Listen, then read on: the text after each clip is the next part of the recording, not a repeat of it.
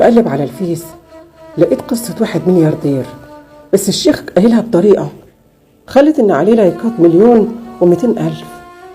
الشيخ بيقولها وأنا لقيت نفسي هعيط من تأثري باللي بيحصل، وقد إيه الناس مش عارفة النعمة اللي هي فيها. الحكاية بحكاية ملياردير، لو واحد قال له أنت مليونير يزعل. عنده بدل الشركة 50، بدل القصر قصور، والعمال ما يتعدوش، والموظفين قد كده، وبنبقى عايشين في نعمة. كل دوت بفضل إن أفكاره ومجهوده، وأصبح ملياردير. الراجل دوت يوم راح شغله ولما دخل الحمام وكالعادة كي يتبول، ما قدرش يتبول. كان وضع طبيعي، مش قادر، ألم في البطن، مش قادر يتخلص من البول. وهنا بدأ يصرخ وينده على رئيس المكتب والمديرين والناس اللي حواليه، كلهم يجروا دخلوا على الراجل، لقوه عنده حظر في البول. الملايين دي كلها والمليارات دي كلها مش عامله له حاجه، والراجل عمال يتألم يصرخ، سموم في بطنه مش قادر يخلص منها. وهم ما لقوش حاجه يعملوها غير انهم اتصلوا بولاده، ولاده اللي عايشين في نعمه. الراجل ده هو السبب فيها. جم يجروا بعربياتهم وجرداتهم عشان يلحقوا ابوهم ويشوفوا الالم اللي عنده ده، ولما جم برضه ما قدروش يعملوا له حاجه. الفلوس اللي معاه دي كلها مش قادره تخليه يتبول طبيعي. اتصلوا باكبر مستشفى واكبر جراح، اكبر كل حاجه في الدنيا، طقم تمريض من اعلى مستوى، كل حاجه من اعلى ما يكون، واخدوا ابوهم وراحوا المستشفى. ولما راح المستشفى لقوا برضه فعلا ما فيش سبيل ان هو يتبول بالطريقه الطبيعي. وهنا الدكتور اقترح وقال لهم لابد ان احنا نعمل شق في البطن ونغير مجرى البول عشان ينزل السموم اللي في جسمه دي، وبعد كده لينا وضع تاني هنبقى نعمله. ما لقوش حل غير كده، وبالفعل عملوا فتحة في بطن الرجل وتم خروج البول، والراجل حس براحة بعد العملية. بعد ما خرج من العملية كان مبتسم لأنه حس بالراحة من خروج السموم دي كلها من جسمه. ولاده لما لقوه مبتسم بعد ما كان بيصرخ في المكتب، راح أمره مكافأة لكل اللي في العاملين في المستشفى، وبالذات الدكتور اللي عمل العملية، لدرجة إن هم بسوا إيده من إحساسهم بالجميل وفضله لأن هم خلى أبوه ينبسط وابتسامته ترجع له تاني.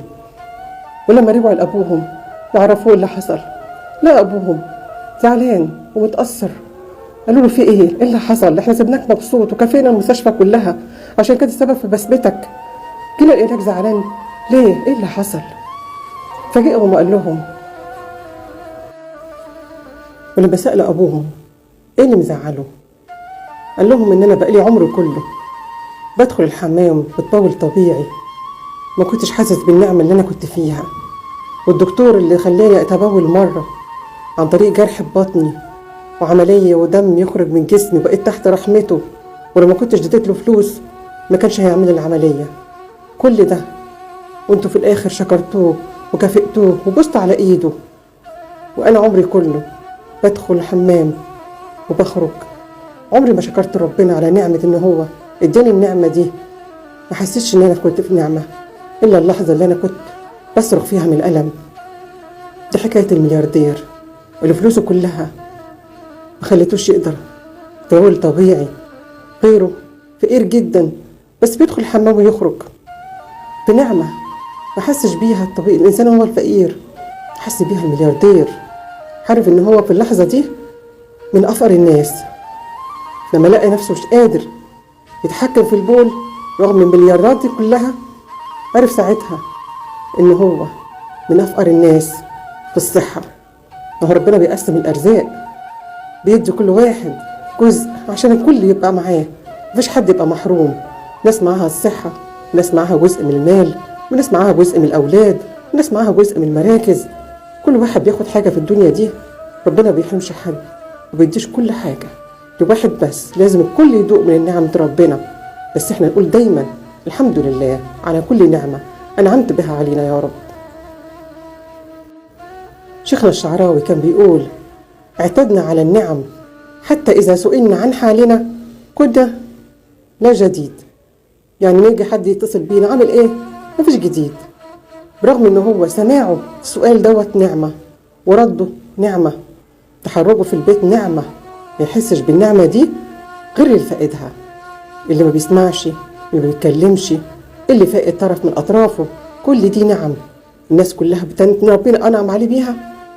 وقليل قوي من عبادي الشكور. ده رب العزة هو اللي خلقنا، وهو قال علينا كده إن إحنا مش كلنا بنشكر، كلنا بنقول يا رب لك الحمد على نعمتك، وقليل من عبادي الشكور.